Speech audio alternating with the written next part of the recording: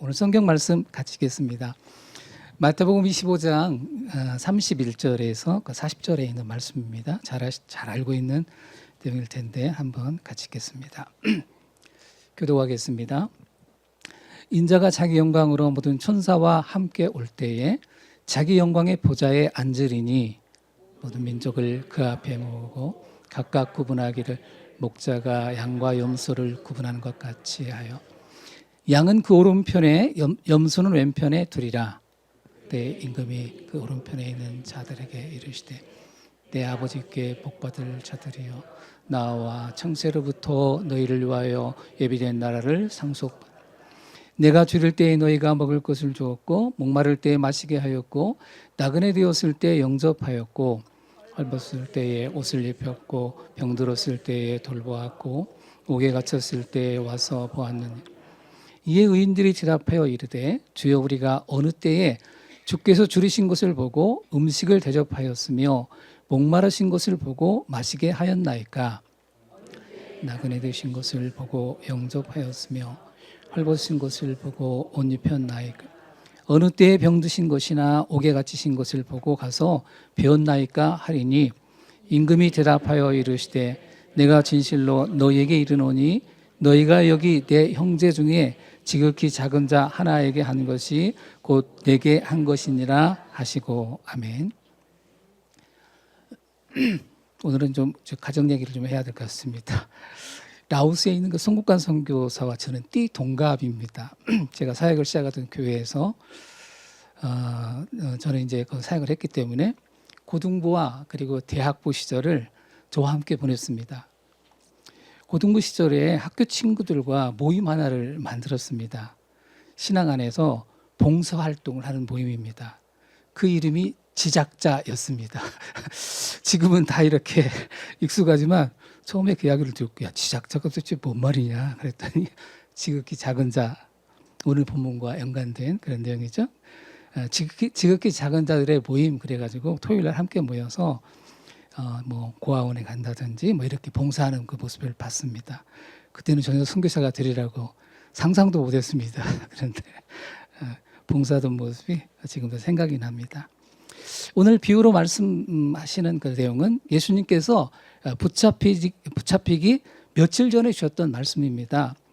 예수께서는 하나님 나라에 관해서 말씀하시면서 주님이 다시 오실 때 영벌과 영생으로 갈리며 그 기준이 무엇인지 말씀하셨습니다.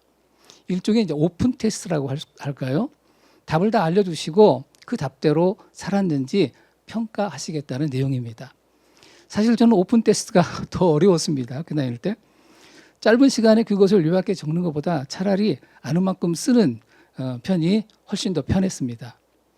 물론 이런 내용도 들을 게 있는 사람만이 마음에 담고 순종합니다. 그래도 눈여겨 있고 나름대로 정리한 사람이 잘 쓸 수 있는 것 같습니다. 먼저 31절에 보면 예수님은 자기를 인자로 지칭하며 인자가 자기 영광으로 모든 천사와 함께 올 때에 자기 영광의 보좌에 앉아 모든 민족을 심판할 것이라고 말씀하셨습니다. 예수님께서 다시 오실 때는 초림 때처럼 악의 모습으로 오시지 않고 영광스러운 성자 하나님의 모습으로 오십니다. 성자 하나님이 앉은 보좌는 우리가 사도신경에서 고백하는 것처럼 성부 하나님의 보좌 우편입니다. 영이신 하나님이 우리처럼 공간을 차지하고 오른편 왼편 있을 것으로 보지 않습니다. 보좌 우편은 하나님의 모든 통치 권한을 위임받은 상징적인 자리입니다. 고대 근동에 살았던 사람들은 신은 인간에게 직접 말하거나 통치하지 않는다고 생각했습니다. 신은 중앙에 앉아 있고 물론 이것도 모형입니다. 그 신의 아들이 신의 오른편에 앉아서 신의 나라를 다스렸습니다. 우리가 아는 이집트의 바로도 태양신 라의 우편에 앉아 이집트를 다스렸습니다. 예수님께서 앉으신 영광의 보좌는 하나님 보좌 우편에 마련된 자리입니다. 성자 하나님은 그 자리에 앉아 성부 하나님을 대신해 산자와 죽은 자를 심판하십니다. 주님이 알려주신 심판의 기준은 예수님은 하나님의 백성을 양으로 비유해 오른편에 두시고 그리고 적대자들은 염소로 비유해서 왼편에 두시겠다고 말씀하셨습니다. 34절 내 아버지께 복받을 자들이여 나와 창세로부터 너희를 위하여 예비된 나라를 상속받으라. 예수께서 말씀하신 하나님이 예비하신 나라는 하나님의 나라입니다. 그 하나님의 나라를 상속받으라는 말씀은 사실 우리에겐 살짝 낯섭니다. 우리의 개념엔 천국은 들어가는 것이지 유산처럼 상속받는다고 생각하지 않기 때문입니다. 이것은 조금만 달리 생각하면 쉽습니다. 고대에는 왕이 백성에게 땅을 하사합니다. 백성은 그 보답으로 11조를 왕에게 바칩니다.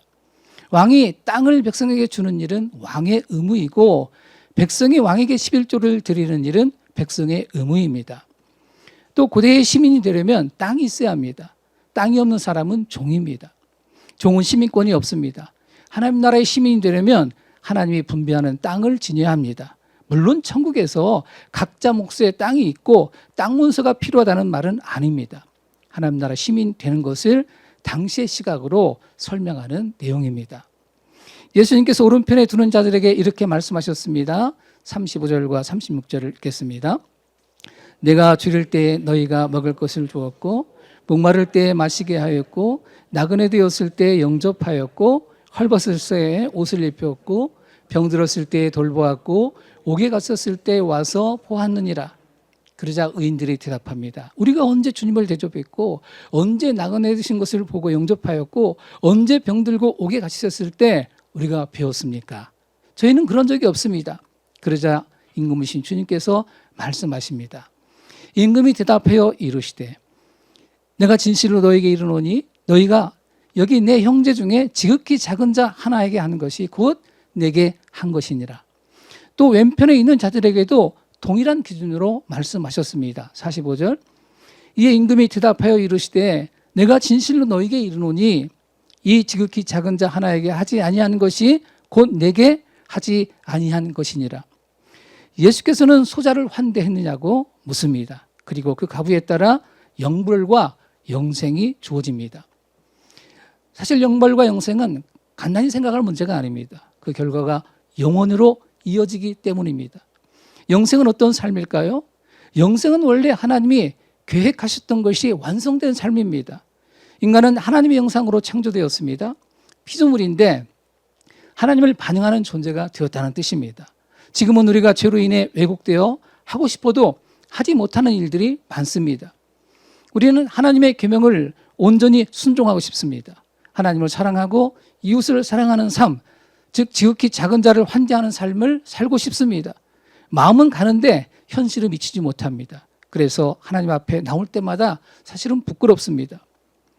또 죄로 인해 우리 안에 육신의 정욕과 안목의 정욕과 이생의 자랑이 자리 잡았습니다. 우리 박 목사님의 말씀에 근거하면 자기 중심성입니다. C.S. 루이스에 의하면 스스로 중심에 서고 싶은 마음, 사실상 하나님이 되고 싶은 마음입니다.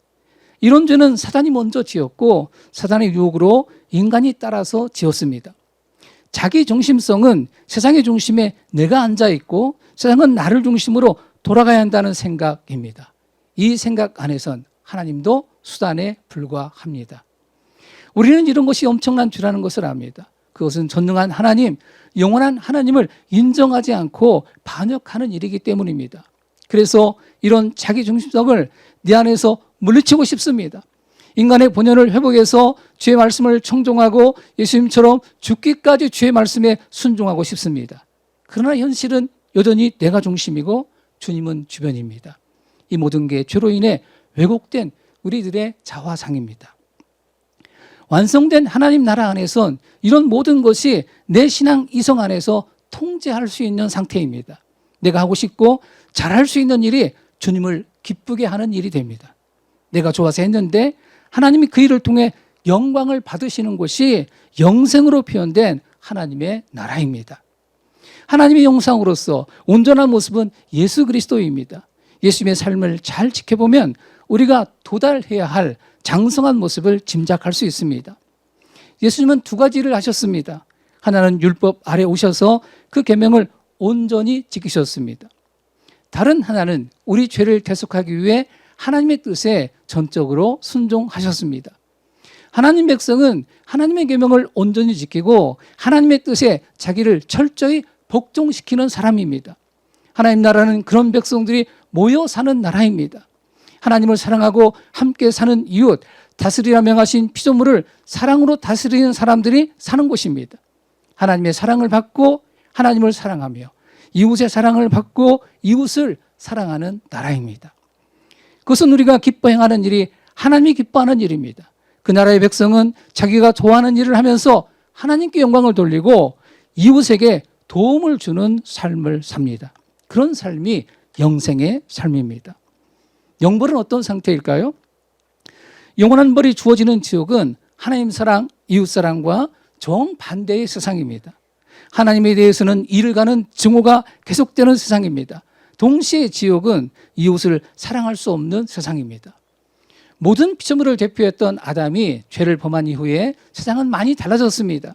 우리는 변한 세상 안에서만 살아와서 원래 세상이 어떤 모습이었을지 짐작하기 어렵습니다. 하나님은 인간이 죄를 범했음에도 인간을 다 버리지는 않았습니다. 이런 상황은 주님이 영광 중에 오실 때까지 지속될 것입니다.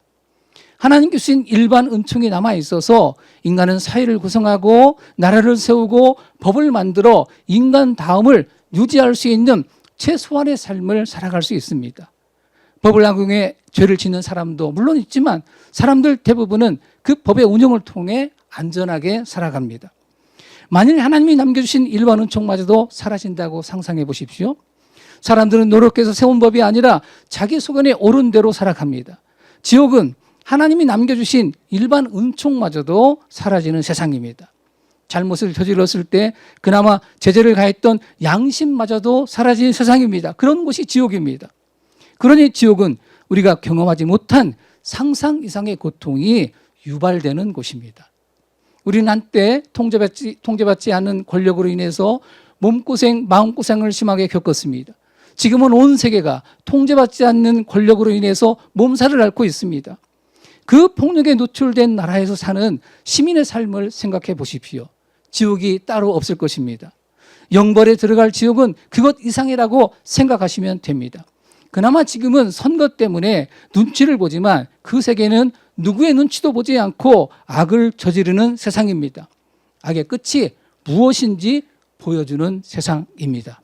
그러니까 웬만하면 마음들 돌이키시고 영생으로 들어가시기를 바랍니다. 영생에 들어가려면 어떤 삶을 살아야지요? 지극히 작은 자를 환대해야 합니다. 하지만 그 이전에 우리가 해야 할 일이 있습니다. 소자로 오신 예수님을 하나님의 아들과 그리스도로 영접하셔야 됩니다. 요한복음에 보면 말씀이신 성자 하나님이 자기 땅에 소자로 오셨습니다. 사람들이 예수님을 환대하지 않고 배척했습니다. 사람들이 예수님을 배척한 데는 나름 이유가 있습니다. 예수께서 사람들이 원하는 모습으로 오지 않았기 때문입니다. 사람들이 원하는 그리스도는 정치적 메시아로서 현실의 문제를 확실하게 해결해 주실 분입니다. 예수님에겐 그런 모습을 찾을 수가 없었습니다. 그를 환대하지 않고 적대하고 죽인 이유입니다. 철학자 자크 데르다는요, 환대를 둘로 구분했습니다.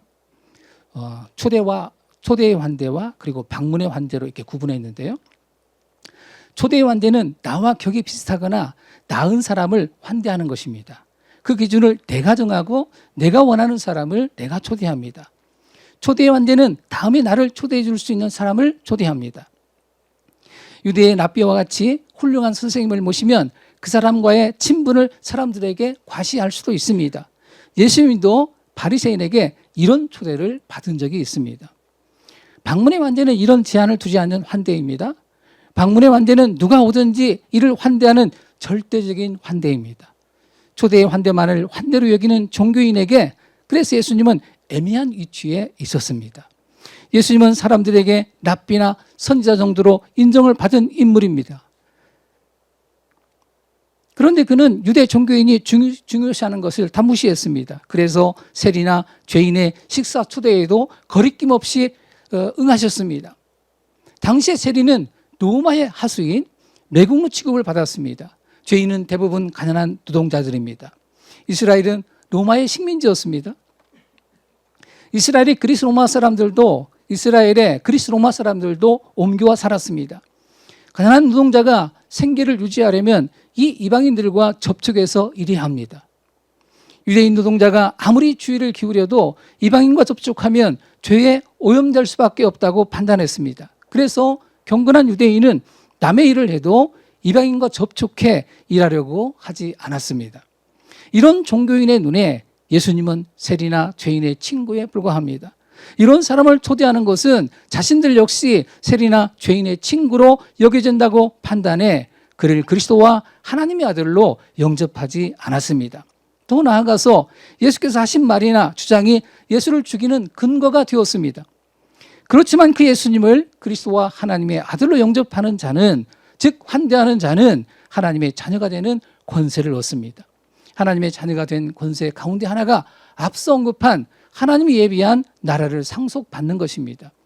이렇게 예수님을 영접한 사람은 예수님이 사신 방식을 따라가는 사람입니다. 그러니까 우리가 완성될 하나님의 형상, 완성될 모습은, 하나님께서 우리를 향해서 가지고 있던 그 계획은 어떤 거였냐면 바로 예수 그리스도와 닮은 그런 모습이겠죠.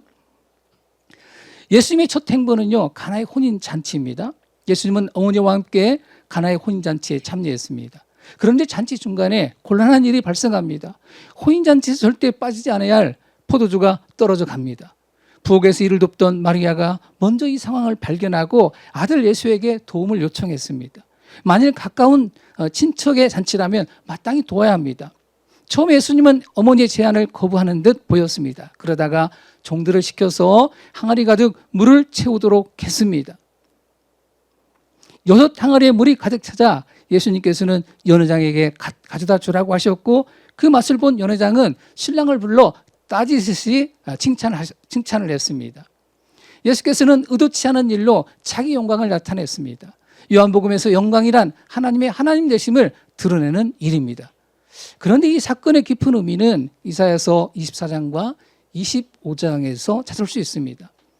이사야서 24장은 하나님에게서 멀어진 백성들의 비극적인 상태를 묘사하는 내용입니다. 조금 길지만 제가 읽겠습니다. 이사야 24장 5절입니다. 제가 5절, 7절, 9절, 11절 읽겠습니다. 제가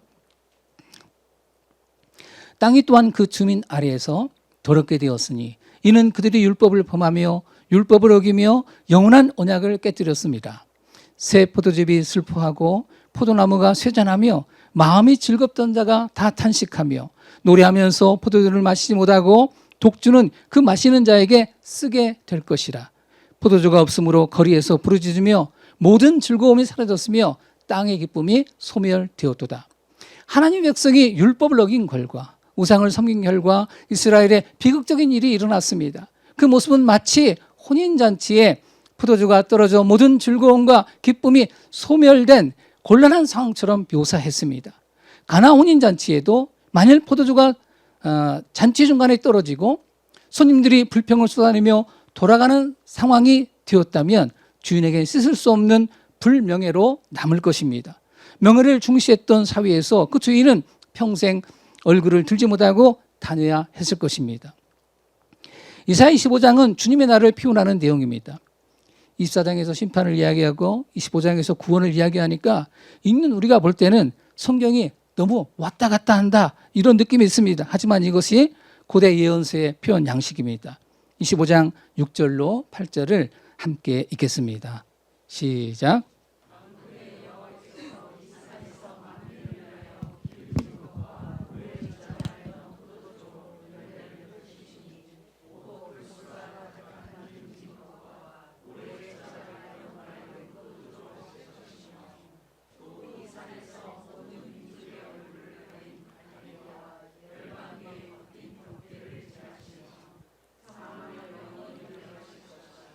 주 여호와께서 모든 얼굴에서 눈물을 씻기시며 자기 백성의 수치를 온 천하에서 제하시니 여호와께서 이같이 말씀하여 25장에서는 주님의 날을 하나님이 백성들에게 직접 포도주를 따라주고 기름진 고기를 구워주시는 연회로 묘사했습니다. 풍요로운 식사 뒤에는 하나님은 사망을 영원히 멸하시겠다는 약속까지 하셨습니다. 주님의 날 잔치는 하나님 백성의 자격을 잃어버린 자의 회복과 그리고 사망이 사라지고 영생이 주어지는 잔치입니다. 가나에서 일어난 표적 이야기는 바로 이사야 24장과 25장에 담긴 여러 주제를 흥미로운 방식으로 보여줍니다. 포도주가 없어 축제의 기쁨이 고갈된 이사야 24장의 상황을 연상시키듯이 마리아는 예수님께 저들에게 포도주가 없다라고 말합니다. 예수께서는 이 일이 자기와 무관하며 자신의 때가 오지 않았다라고 답하십니다. 하지만 곧 돌 항아리의 물을 포도주로 바꾸어서 손님들에게 대접하십니다. 여러분, 당시 유대 사회에서 결혼잔치의 주인인 신랑이 손님들에게 포도주를 제공하는 것이 관례였습니다. 손님에 불과한 예수께서 값진 포도주를 주셨다는 것은 실제로는 예수님이 잔치를 베푸는 주인임을 상징적으로 보여줍니다. 예수는 손님으로 초대받아 참석한 잔치에서 종종 이런 모습을 보였습니다. 본래 축사는 초대한 주인이 하는 것입니다. 예수님은 초대받은 잔치에서 종종 축사를 하셨습니다. 여리고에 사는 삭개오의 집에서도 그렇고 엠마오로 내려가던 두 명의 제자의 초대로 식사를 나누던 자리에서도 축사하셨습니다. 자들은 축사하는 모습을 보고 주님임을 알아차립니다. 그런 정도로 예수님은 잔치에 초대받은 손님임에도 주인처럼 축사를 많이 행하셨습니다. 예수님이 참석한 잔치는 예수님이 주인이 되어서 사람들을 환대하는 잔치입니다. 이렇듯이 이사야가 꿈꿨던 하나님이 백성에게 직접 포도를 따라 주실 주님의 날이 1세기 어느 날 가나의 결혼잔치에서 가시화되었습니다. 가나에서 베푼 포도주는 뒤이어 베풀 예수님의 구원을 보여주는 표적입니다. 예수님은 유월절 만찬에서도 연회를 주관하시며 자들과 더불어 새 언약을 맺으십니다. 그 언약의 내용은 자기의 죽음을 담보로 사망을 패하시고 우리에게 영생을 주신다는 언약입니다. 예수님은 언약의 내용처럼 자기 죽음으로 사망을 패하시고 이를 수용하고 기념하는 성찬에 참여하는 이들에게 영생을 선물로 주십니다. 이렇게 보면 예수님은 우리의 구원과 영생을 환대라는 그릇에 담아 나타내셨습니다. 이 말씀을 근거로 보면 요한계시록 3장 20절에 언급한 내용도 조금은 달리 읽을 수 있습니다. 볼지어다 내가 문 밖에 서서 두드리노니 누구든지 내 음성을 듣고 문을 열면 내가 그에게로 들어가 그와 더불어 먹고 그는 나와 더불어 먹으리라. 내가 문을 열고 주님을 환대한 것 같지만 실제로는 주님이 문을 여는 나를 환대하십니다. 환대의 결과 어둠의 권세 아래 있던 내가 하나님의 아들의 나라로 옮겨지고 죽음 대신 영생을 선물로 받습니다. 오늘 여러분이 바로 그 사람들입니다. 예수님은 제자를 삼는 일에도 달랐습니다. 예수님의 제자군에는 세리와 어부와 열심당이 있습니다. 이런 조합은 이루어지기 어려운 조합입니다. 열심당의 표적 가운데 하나가 세리입니다. 열심당은 암살을 전문으로 하는 사람들입니다. 그 주적은 되지 못해도 주적에 버금가는 사람이 대상이 세리입니다. 그런데 예수님은 그런 직군에 속한 자들까지도 제자로 삼았습니다. 예수님은 소자를 환대하는 것을 넘어 소자와 더불어 사셨습니다. 그리고 소자들에게 자기의 사역을 위임하셨습니다.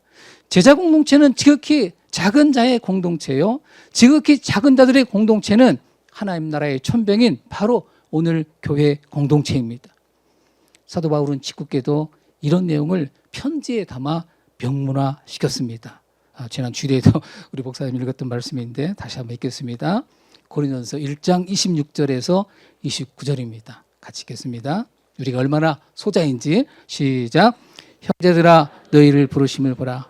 육체를 따라 지혜로운 자가 많지 아니하며 능한 자가 많지 아니하며 문벌 좋은 자가 많지 아니하도다. 그러나 하나님께서 세상에 미련한 것들을 택하사 지혜 있는 자들을 부끄럽게 하려 하시고 세상에 약한 것들을 택하사 강한 것들을 부끄럽게 하려 하시며 하나님께서 세상에 천한 것들과 멸시받는 것들과 없는 것들을 택하사 있는 것들을 폐하려 하시나니 이는 아무 육체도 하나님 앞에서 자랑하지 못하게 하려 하심이라. 이렇게 보면 하나님은 지극히 작은 자들을 환대해 하나님 백성 삼으시고 그 하나님 백성으로 세상에 살아가는 또 다른 지극히 작은 자들을 환대하도록 우리에게 사명을 주셨습니다. 이렇게 하나님은 소자를 환대하시는 하나님입니다. 우리는 하나님이 어떤 분이냐고 물으면 이렇게 대답합니다. 하나님은 전능하십니다. 하나님은 모든 것을 아십니다. 하나님은 어디에나 계십니다. 등등입니다. 여러분, 이런 정의는 다 옳은 말입니다. 하지만 이런 정의는 교회 밖에 있는 사람들에게, 특히 그리스 로마 세계의 신들과 비교해서 하나님을 소개할 때 부득이 사용했던 정의입니다.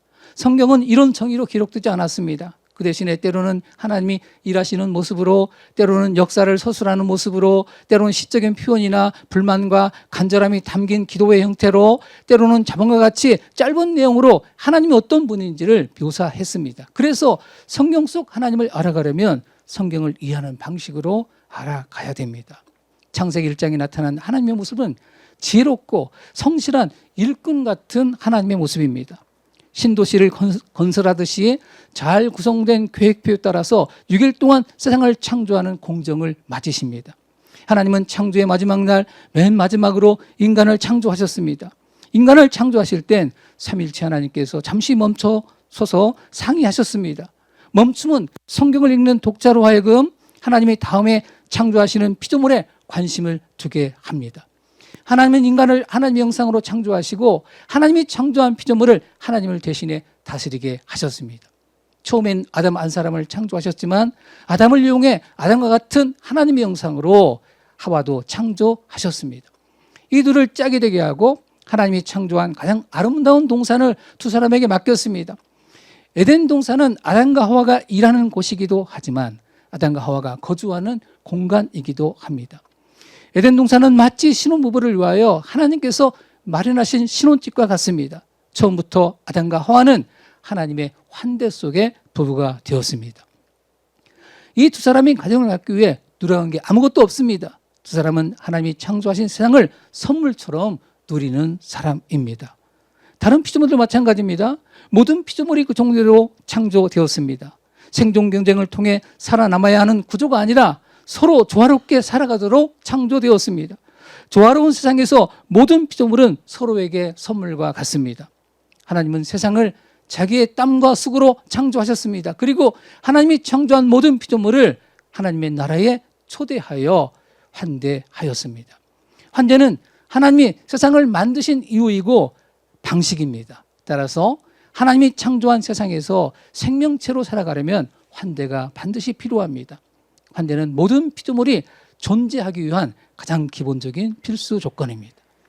이처럼 창조에 있어서 하나님은 세상을 조화롭게 창조하신 분, 그 안에 다양한 생명체를 창조하시고 그 생명체를 환대해 충만하게 살아가게 하시는 분입니다. 이 모든 것을 포함하여 하나님을 전능하신 분이라고 우리는 그렇게 정의를 내립니다. 하나님은 창조하시고 이후에는 흥미를 잃고 세상에 관심을 끄신 분이 아닙니다. 서구 유럽의 중세를 거쳐 근대에 접어들었을 때 유행했던 신론이 하나 있습니다. 그 신론은 이신론입니다. 이신론이란 이성의 신을 말합니다. 이 신론의 핵심은 우리가 보는 세상은 이성을 지닌 신이 창조했다는 것은 믿습니다.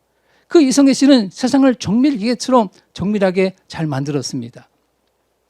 그래서 하나님이 중간에 끼어들지 않아도 스스로 잘 움직인다고 가르칩니다.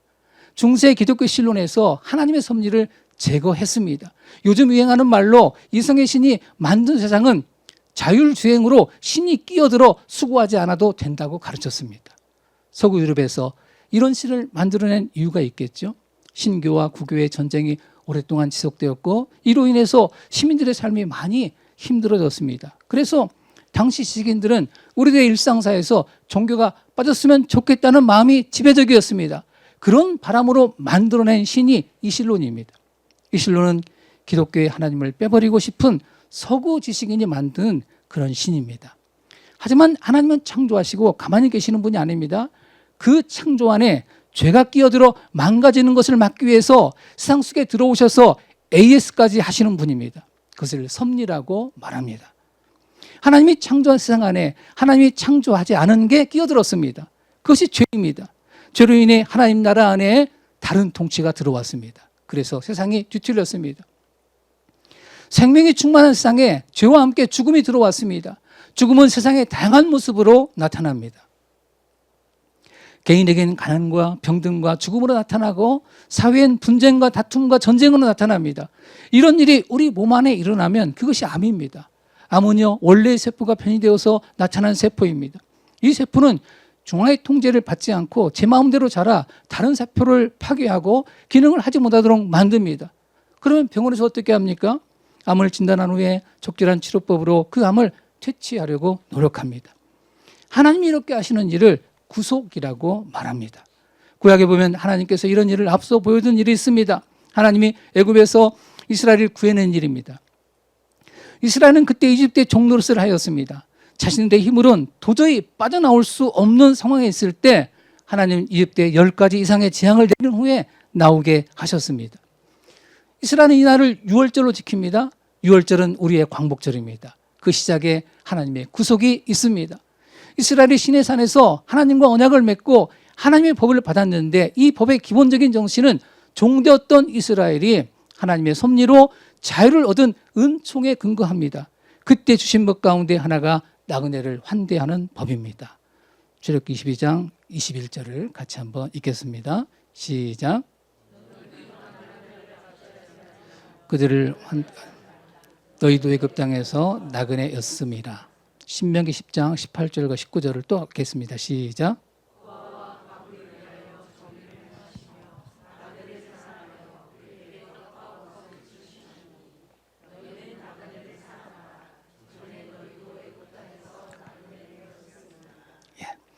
하나님이 이스라엘 백성들에게 나그네를 압제하지 말라, 나그네를 사랑하라고 법으로 만들어 규정했습니다. 세상에 이런 법은 없습니다. 대개 이런 법은 관습법 정도로 사람들에게 통용되지만 이스라엘처럼 법으로 만들어 놓지는 않았습니다. 하나님께서 이런 법을 두셨다는 것은 이것이 하나님 나라의 정체성과 관련이 있기 때문입니다. 물론 나그네를 대접하는 일은 고대근동 아시아에서 불문율처럼 지키는 법입니다. 그렇게 하지 않으면 나그네나 여행객이 죽을 수 있습니다. 나그네를 대접하려면 많은 수고와 자원이 필요한 일이지만 힘써 시행하는 것은 내일 내가 그런 위험에 처할 수 있기 때문입니다. 그것은 미래의 안전을 담보로 오늘 시행하는 자선입니다. 고대는 이런 점을 강조하기 위해서 신이 나그네의 모습으로 방문한다는 신화를 만들어 가르쳤습니다. 오늘 우리는 신화를 꾸미는 이야기 정도로 생각하지만 고대에는 신화가 인간 이성 너머에서 일어나는 일을 설명해 주는 유일한 방식이었습니다. 낯선 이로 위장한 신에게 음식과 공간을 제공하는 행위는 결국 신에 대한 환대, 신에게 베푼 사랑인 셈입니다. 신화의 결말은 신이 자신을 환영해 준 주인에게 크고 영광스러운 선물로 보답합니다. 만일 환대를 베푸는 사람과 환대를 받는 사람 사이에 신의를 깨는 행동을 어느 한쪽이라도 저지르는 것은 신의 분노를 불러일으키는 악행으로 보았고 이는 국가의 운명에 영향을 끼칠 정도로 심각한 사건으로 보았습니다. 호메로스의 일리아스에 보면 그리스와 트로이 전쟁이 나오는데 그 전쟁의 원인이 환대의 신의를 깬 행위입니다. 트로이 왕자 파리스가 스파르타 왕이 환대를 베풀었음에도 스파르타의 왕비 헬레나를 트로이로 데려갔고 이로써 손님과 주인 사이에 지켜야 할 환대법이 깨졌습니다. 그래서 10년 동안 죽기 살기로 싸웠습니다. 성경의 의와 비슷한 얘기가 나오죠. 창세기 18장에 보면 여호와께서 나그네의 모습으로 아브라함의 장막을 방문합니다. 아브라함은 장막문에 앉았다가 맞은편에서 오는 새 나그네를 발견하고 자기 집에 초대해 극진히 대접했습니다. 그때가 아브라함 나이 99세였습니다. 사라는 아이를 낳을 수 없는 상태인데 대접을 받은 여호와께서 내년 이맘때 사라가 아들을 낳을 것이라는 신탁을 주셨습니다. 나그네를 대접했는데 뜻밖의 여호와 하나님이셨고 그 하나님으로부터 선물로 아들을 약속받았다는 내용이 그리스 로마 신화 내용과 상당히 유사합니다. 환대 윤리를 깨뜨린 사람에 대한 심판도 성경에 나오죠. 창세기 19장에 보면 아브라함을 방문했던 세 나그네 중 두 천사가 소돔을 방문합니다. 아브라함 조카 롯은 두 천사를 환대했지만 소돔 백성들이 롯의 집에까지 찾아와 두 나그네를 손보려고 합니다. 환대가 아니라 적대한 것이지요. 이런 일은 두 천사에게만 행한 일이 아닙니다. 이런 악이 계속해서 소돔에서 자행되었고 피해당한 피해자의 부르짖음이 하늘에까지 닿았습니다. 두 천사는 이를 눈으로 확인하고 심판하기 위해서 소돔을 찾아왔습니다. 환대를 깨뜨린 소돔에 대한 심판으로 사람들 모두가 불에 타서 죽었습니다. 또 사사기 10장에 보면 에브라임 산지에 사는 한 레인이 유다 베들레헴에 있는 첩을 데리고 돌아가는 길에 베냐민 기브와 지역에서 당한 사건이 나옵니다.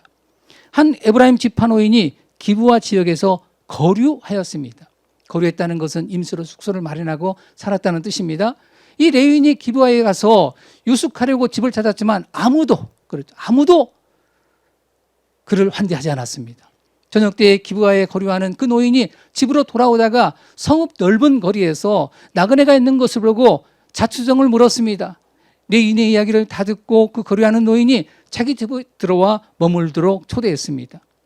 식사가 무르익을 때쯤 기브아의 불량배들이 그 노인의 집을 찾아와서 문을 두드리며 낯선 나그네를 내보내라고 요구했습니다.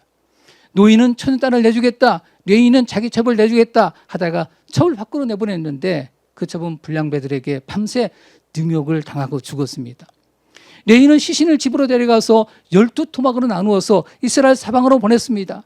엽기적인 죽음을 목격한 사람들은 이런 일이 발생한 게 베냐민 기브아 사람들의 행태 때문임을 알았습니다. 베냐민 지파를 제외한 모든 지파가 베냐민 지파와 싸워서 하마터면 집 하나가 사라질 위기에 처한다는 이야기입니다. 구체적인 악을 저지른 사람은 기브아의 불량배라 칭하는 사람들이지만 더 근본적인 원인은 나그네를 환대하지 않는 베냐민 지파의 바로 그 정서입니다. 그 심판의 결과로 그 지파가 소멸될 위기까지 내몰렸습니다.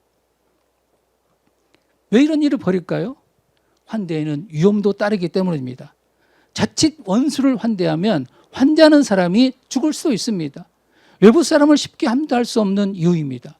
환대는 우리가 존재할 수 있는 본성인 것처럼 타자를 두려워하고 배격하는 것도 죄로 인해 새롭게 형성된 우리의 본성입니다.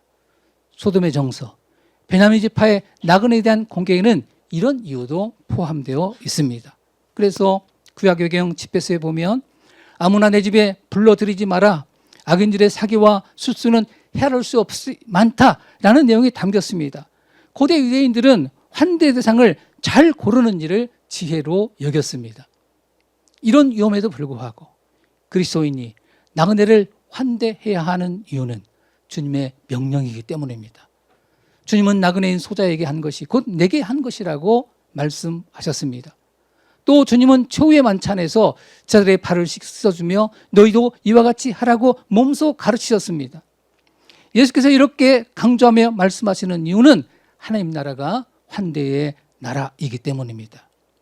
하나님 나라는 하나님의 환대를 받은 수다들이 들어와 생명의 충만함을 누리는 나라입니다. 하나님의 나라는 환대받은 수다들이 다른 사람의 필요를 채우며 이를 기쁨으로 여기는 나라입니다.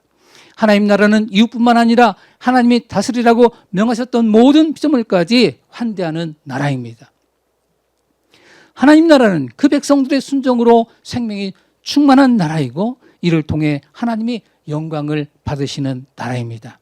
지금은 하나님의 통치를 거부하는 사람이 공존해서 타인을 있는 그대로 환대하는 일이 어려운 게 사실입니다. 또 아직 우리가 충분히 성화되지 못해서 우리 안에 악한 본성이 이를 거부하려는 것도 사실입니다.